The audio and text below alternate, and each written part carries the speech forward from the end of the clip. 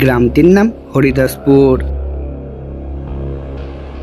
হরিদাসপুর জঙ্গলে একবার পুলিশ একটি যুবকের অজ্ঞাত লাশ উদ্ধার করে। সেই লাশটির কোনো নাম পরিচয় না পাওয়ায় তাকে বেওয়ারিশ লাশ হিসাবে কবর দেওয়া হয়।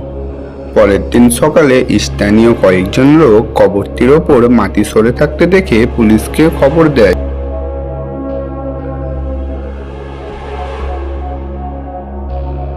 পুলিশ এসে কয়েকজন লোক নিয়ে খুঁড়ে দেখে কবরটি ফাঁকা, সেইখানে শুধু কাপড় পড়ে আছে।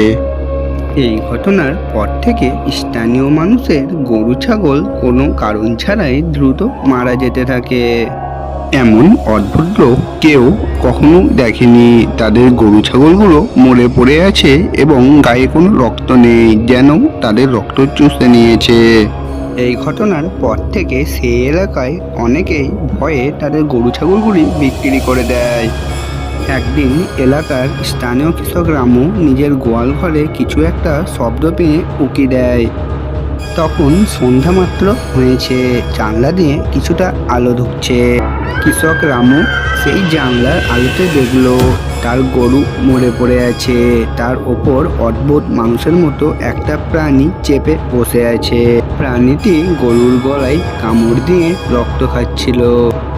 ভয়ে রামু চেঁচিয়ে ওঠে, বাঁচাও।